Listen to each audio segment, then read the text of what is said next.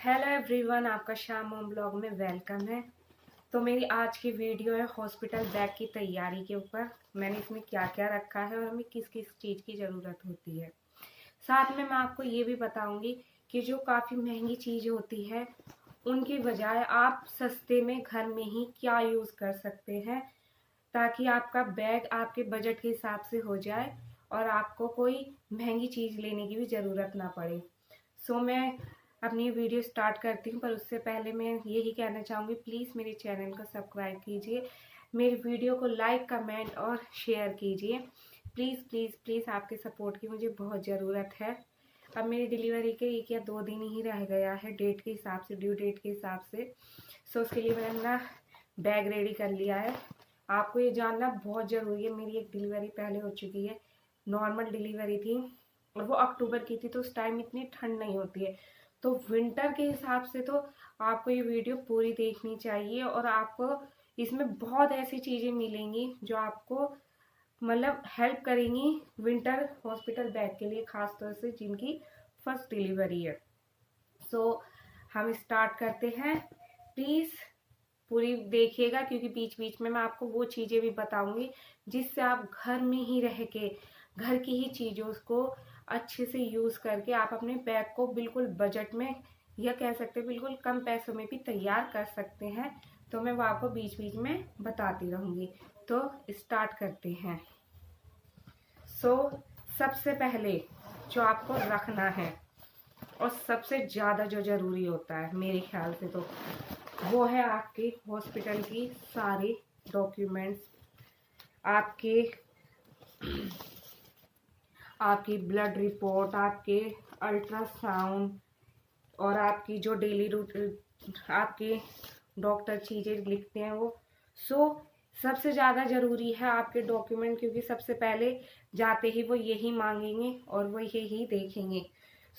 इन्हें रखना बिल्कुल ना भूलिएगा। इन्हें सब आपके जितने भी शुरू से अब तक हैं, भले ही डॉक्टर वो सब ना देखे, पर आप वो सारे एक साथ इकट्ठे करके उन्हें रख लीजिए। मैंने अपना फर्स्ट सेकंड थर्ड सब अल्ट्रासाउंड रखा है, सारी चीज़ें, आधार कार्ड, एक्स्ट्रा पेन, आधार कार्ड की कॉपी, पैन कार्ड की कॉपी, ये सब भी आप जरूर जरूर रखिए, क्योंकि कब इमरजेंसी में काम आ जाती है पता नहीं चलता है। तो इसलिए मोबाइल में तो होती है सबके, पर फोटोकॉपी भी आप जरूर रखिए। तो ये तो सबसे मेन पॉइंट है जो आपको करना ही करना है। सेकंड, विंटर सीजन है, तो मैं आपको पहले ये दिखा देती हूँ बैग, जिसमें बेबी और मम्मा दोनों के लिए बहुत सारे ऐसी चीज़ें हैं जो उन्हें काम आएगी। सबसे पहले, अब विंटर में डिलीवरी है तो बहुत ज़्यादा ड्राई लिप्स हो जाते हैं, बहुत ज़्यादा मतलब स्किन ही ड्राई हो जाती है, तो लिप बाम रखना ना भूलिएगा, ये तो आप ज़रूर रखिएगा। हाँ, तो मैं ये बताऊंगी, लिप बाम में जैसे सस्ते में भी आ जाती है, पर वो इतनी अच्छी नहीं होती, होठों को नुकसान भी देती है। तो आप ये ना रख के एक छोटी वाली, सबसे छोटी वाली वैसलीन आती है, आप वो जरूर रखिएगा। वो आप अपने होठों पे भी हाथों पे भी लगा सकते हैं, क्योंकि दिसंबर की जनवरी की अगर आपकी ड्यू डेट है तो आपकी स्किन और ज़्यादा ड्राई हो जाती है। तो इसलिए तो रखना आपको बहुत ज़रूरी है, और मॉइस्चराइज करते रहना ज़रूरी है। हालांकि ठंड हो गया, आपकी डिलीवरी हुई है, पर करते रहिए, उससे आपकी स्किन हेल्दी भी रहेंगी और रिंकल्स कम से कम पड़ेंगी, क्योंकि हमारी स्किन उस टाइम एकदम जो बड़ी हुई होती है डिलीवरी के बाद, वो एकदम ढीली सी पड़ जाती है। इसलिए स्किन को मॉइस्चराइज करना बहुत ज़रूरी है। होठों पे लिप बाम लगाते रहिए। ये मेरा छोटा सा पाउच है, ज़्यादा मैंने कोई इसमें इतना अकड़म सकड़म नहीं रखा है। मैं कहूँगी मेकअप का सामान रखा है वगैरह वगैरह रखा है, वो आप मुझे अभी भी देख सकते हैं, मैंने ऐसे कुछ नहीं किया हुआ है। सच बताऊँ ना, मेरा से कोई खास मन करता है। सेकंड है मॉइस्चराइज़र, लिप बाम हो गया, मॉइस्चराइज़र। हाथ पैरों पे तो जरूर ये लगना ही लगना है, चेहरा ड्राई होता है तो आप चेहरे पे भी इसे लगा सकते हैं। तो अपने अकॉर्डिंग, अपनी स्किन के अकॉर्डिंग जो आपको सही लगे, वरना मैंने आपको एक इसके रिप्लेसमेंट बताया है, वैसलीन। आप वैसलीन रखिए छोटी वाली। जितने भी आप, अगर आपकी नॉर्मल डिलीवरी है, आपका 1 दिन में डिस्चार्ज हो जाता है, अगर मान लीजिए खुदा ना खास्ता आपका ऑपरेशन होता है, तो भी 2-3 से आप 4 दिन वहाँ टिकते हैं, तो वो छोटी सी एक वैसलीन आपकी स्किन के भी, लिप बाम के भी, हाथों का, तीनों चारों का यूज़ करेंगी और आपके आराम से चल जाएंगी। ये तो रिप्लेसमेंट हो गया एक सस्ती चीज़ में आपका सारी चीज़ों का। और सैनिटाइज़र। भले ही कोरोना चला गया है, क्योंकि मैं देखती हूँ, मैं मॉल वगैरह में जाती हूँ, जैसे डॉक्टर के यहाँ भी जाती हूँ, तो वहाँ पे सैनिटाइज़र अब लोगों को यूज़ करना इतना रहा ही नहीं है, करते ही नहीं है यूज़। मतलब भूल चुके हैं सैनिटाइज़र को, तो जैसे कि जबकि हर कोरोना से भी अलग बहुत से ऐसे इन्फेक्शन होते हैं जो बेबी को हाथ पे लग जाते हैं, तो आप सैनिटाइज़र ज़रूर रखिए। अपने भी हैंड वॉश मतलब हैंड सैनिटाइज करते रहिए, और कोई बेबी को अगर छूने आ रहा है, वहाँ पे अवेलेबल नहीं है, तो आप अपना ज़रूर लेके जाइए सैनिटाइज़र। और सब हैंड पहले उनके सैनिटाइज ज़रूर कराइए, क्योंकि विंटर का सीज़न है। इस सीज़न में बहुत जल्दी कफ वगैरह लोगों को कोल्ड हो जाता है, और बच्चों को तो वो न्यू बॉर्न को तो बहुत जल्दी लग जाता है, बड़ों बच्चों को इतनी जल्दी लग जाता है। सो सैनिटाइजर ये ज़रूरी है। और मैं उम्मीद करती हूँ ट्यूब पे आपको हॉस्पिटल बैग में सबने बेबी के कैरी बैग, डाइपर ये सब दिखाएंगे जो ज़रूरी है।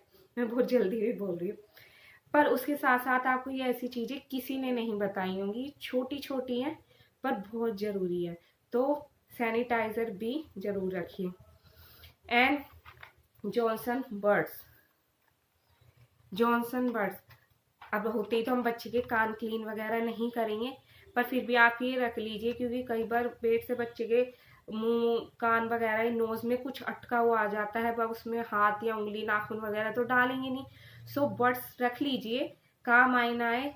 कई बार कुछ चीज़ें अटक जाती हैं बच्चे की वगैरह नोजी वगैरह में, या मान लीजिए कोल्ड ही हो जाता है इतने हॉस्पिटल में, तो उसकी थोड़ी हल्की फुल्की नाक क्लीन करने की काम आ सकता है। कानों में कुछ वगैरह मतलब कोई भी दिक्कत हो, व्हाट्सएप रख लीजिए। ये कोई इतना महंगा पैकेट नहीं है होता है, आप चाहे तो नॉर्मल साफ वर्ड्स भी ले सकते हैं। सो आप चाहे तो ही रखें। एंड ये टॉप टू टॉय क्लीन। सो मुझे ये नहीं पता विंटर में वहाँ पे बच्चों को नहलाते हैं, न्यू बॉर्न को नहीं, पर आप साबुन, शैम्पू, 2-4 चीज़ें एक्स्ट्रा रखने की बजाय सिर्फ एक टॉप टू टॉय रख लीजिए। एक्चुअली 1 मिनट, इसमें यहाँ ये रखना भूल गई थी। एक्चुअली मेरे पास ये पूरा बड़ा वाला है टॉप टू टॉय। सो बात आप इसकी, अगर आपके घर में कोई छोटी बोतल है तो आप उसमें करके इसे ले जाइए। आपको इतना बड़ा या बहुत ज़्यादा बड़ा या इससे एक छोटा भी आता है, स्मॉल भी आता है, वो कैरी करने की ज़रूरत नहीं है, काम आएगा।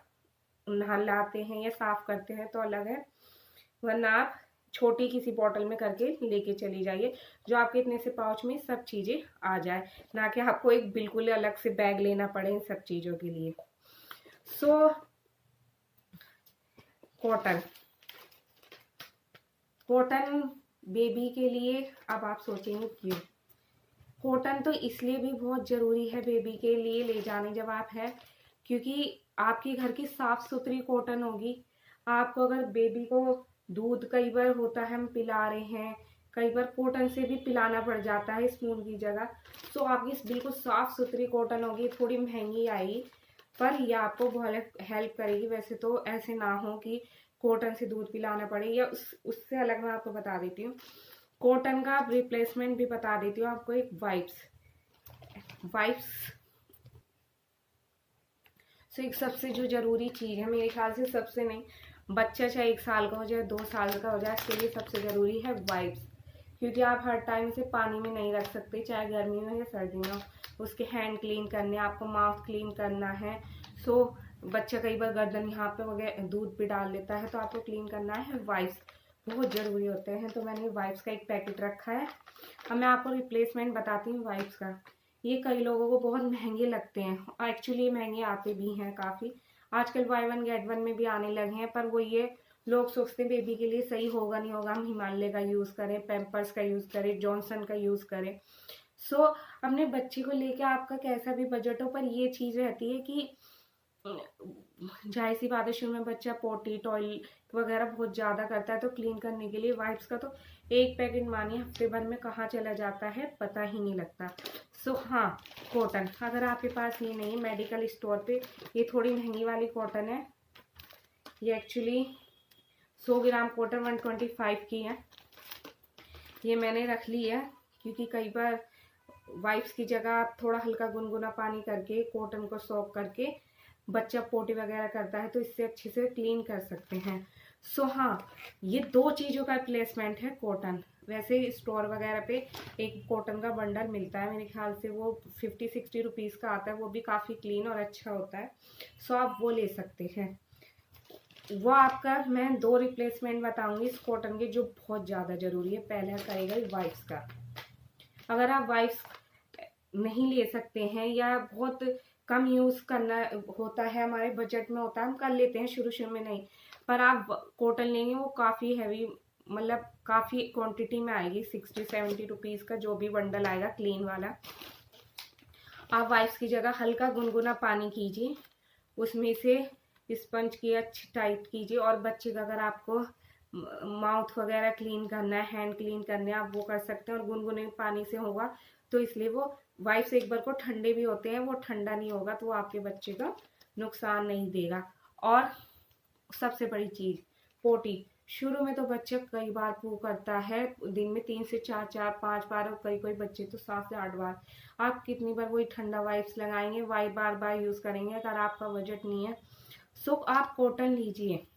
पहले आप अपने घर में जो आपके कॉटन के सॉफ्ट वाले कपड़े हैं, जो जैसे आपके सॉफ्ट दुपट्टे हैं या कोई सॉफ्ट, मतलब जो आप गर्मियों में पहनते हैं प्योर कॉटन के कपड़े, उन्हें अच्छे से वॉश कर लीजिए। वॉश करने के बाद आप उन्हें डिटॉल में डाल के थोड़ी देर भिगो के रखिए, फिर उसे अच्छे से पानी में निकाल के धूप लगा के रख लीजिए।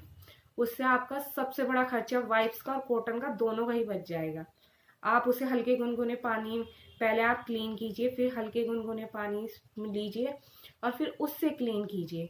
और अगर हो सके तो उसके बाद जॉनसन ऑयल, ये बहुत अच्छा है क्योंकि ये होता ही बेबी की स्किन के लिए, इसमें विटामिन ई होता है।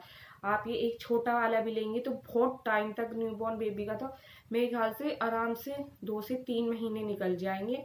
और आप अपना वो इससे हल्की एक कॉटन लीजिए, फिर बाद में कॉटन के कपड़े से साफ करने के बाद कॉटन का एक बॉल बना लीजिए, जॉनसन ऑयल लगाइए और अच्छे से सारी जगह पे लगा दीजिए। उससे वहाँ के बच्चे की जो स्किन पानी से ड्राई हो चुकी है वो मॉइस्चराइजर भी हो जाएगी।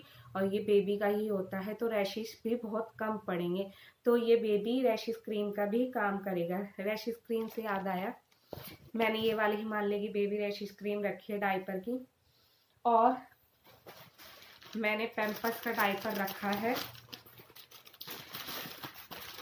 पैम्पर्स का डायपर रखा है मैंने न्यू बेबी के लिए। सो ये चीज़ें तो हो गई जो आपके और आपके बेबी के काम आएंगी।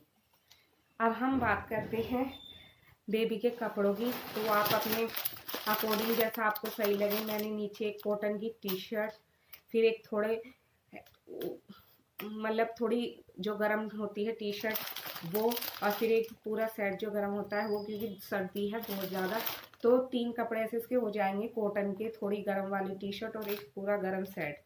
एक छोटा कैप रखा है और हाथों के इसके, मतलब जो आपके हिसाब से आप वो तो अपनी मर्जी से लेके जाएंगे विंटर्स के कपड़े। और बेबी के लिए ब्लैंकेट ज़रूर ले जाए और ये वाला बेबी केयर भी लेके जाए। तो ये इसलिए ज़रूरी है, इसमें ब्लैंकेट और ये तो आप ज़रूर लीजिएगा सर्दियों में। ये मेरे ख्याल से ज़्यादा महंगा नहीं आएगा, मेरा तो 400 का है। ये अगर आपको मिल जाए, पहले आप बच्चे को अच्छे से वो गर्म कपड़े पहनाएंगे क्योंकि इतनी ज़्यादा ठंड होती है बच्चे को, तो गर्मी में भी पैदा हो तो हम गर्म चीज़ों में हल्के पंखा बंद कर देते हैं, रखते हैं, तो ये तो ठंड है। बच्चे के कपड़े पहन के आए, पहले आप उसे इस ब्लैंकेट में रखें। अगर ज़्यादा ठंड नहीं हो रही उस दिन तो खाली आप इस कैरी बैग में बच्चे को ले सकते हैं। तो ये हो गया बच्चे का सामान। सो वही बच्चे के हैंकी, बब क्लॉथ, ये सब बच्चे का सामान हो गया। अब आ जाते हैं मम्मी पे, मस्ट इम्पॉर्टेंट मम्मी, जिसे हमें नहीं भूलना चाहिए, जिसे सब भूल जाते हैं।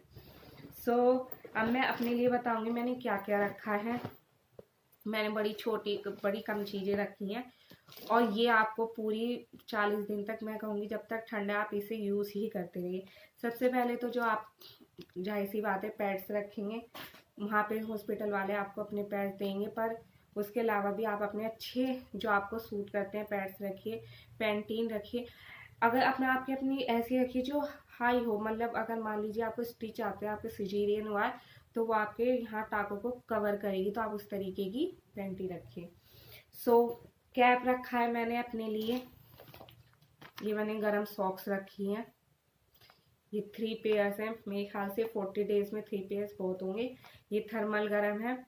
सो ये मैंने रखी है शॉल, और अपने एक्स्ट्रा कपड़े एक जोड़ी रखे हैं जो मैं वहाँ से आने के बाद लूँगी, आने मतलब जब मैं वहाँ से चलूँगी चेंज करूँगी वो वाले। अब आ जाइए एक और बहुत ज़रूरी चीज़ पे। अब आप ये सोचेंगी तो बहुत छोटी सी चीज़ है, कई हॉस्पिटल में हमें वहाँ पे मिल भी जाता है सामान, मतलब नाश्ता दे देते हैं, पर कहीं पर मेरा प्राइवेट हॉस्पिटल था, मेरी डिलीवरी काफ़ी अच्छे खासे पैसों में हुई थी, फर्स्ट डिलीवरी, पर यकीन मानिए वहाँ पे एक कप चाय भी नहीं मिली, वो भी आपको अपने घर से ही लेके आनी थी। ऐसे में आप वेट करते रहेंगे चाय का या गर्म पानी का, या हमें कोई नाश्ता दे, तो आप एक बार को चाय, हॉस्पिटल के आसपास ऐसी बहुत सी शॉप होती है, चाय वहाँ पे आपको अच्छे से मिल जाती है। अगर आप कहें कि हमें डिलीवरी हुई है उसके लिए चाहिए, आप पार्ले जी का बिस्किट रखना ना भूलिए, यस इम्पॉर्टेंट है बहुत ज़्यादा, ये भी आपको मिल जाएगा, पर ढूंढने आप जगह जगह, क्योंकि नॉर्मल डिलीवरी में तो आपको डिलीवरी के कुछ टाइम बाद ही कह देते हैं कि आप चाय और बिस्किट ले लीजिए। तो पार्ले जी बिस्किट इस तरीके से है कि आप अगर सिजेरियन भी हुआ है और आपकी नॉर्मल डिलीवरी भी है तो आपको ये ज़रूर कैरी करना है। इतनी चीज़ कर रहे हैं तो ये भी एक ज़रूर कैरी कीजिए, ताकि आप फटाफट जब आपको कहा जाए कि आप कुछ चाय ले लीजिए हल्का फुल्का, वो छुट्टी यही कहते हैं कि बिस्किट और चाय ले लीजिए, तो आप पार्ले जी बिस्किट, ग्लूकोज बिस्किट रखना भी ना भूले। ये हो गया मेरा मम्मी का। अब मैं आपको एक और चीज़ बताऊंगी, डिलीवरी चाहे गर्मी में हो चाहे सर्दियों में हो, आपसे डिलीवरी के बाद कहा जाता है कि आपको गुनगुना पानी पीना है, तो आप हॉट बॉटल लेना जरूर जरूर याद रखें, चाहे वो गर्मी की डिलीवरी हो चाहे वो सर्दी की डिलीवरी हो।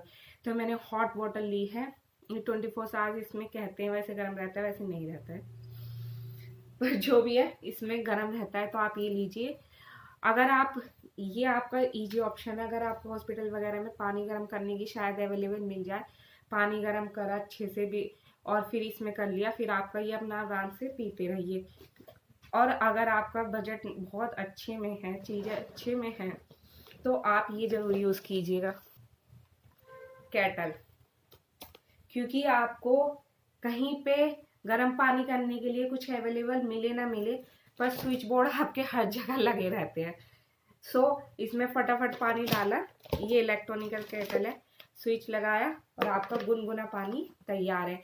मान लीजिए आपको अगर आप ब्रेस्ट फीडिंग नहीं करा पा रही हैं बच्चे को, तो आप वो जो पानी अपना है इसमें बिसलेरी का लाइए, बॉईल तो आप कर नहीं सकती, उसे ठंडा नहीं कर सकती जल्दी, बिसलेरी लाइए, वो इसमें डालिए और उसे गुनगुना हल्का अपने टेम्परेचर और बच्चे के टेम्परेचर के हिसाब से पीने के रख लीजिए करके, फटाफट हो जाएगा 1 to 3 मिनट्स में, और आप फॉर्मूला बना के उसे दे सकती हैं।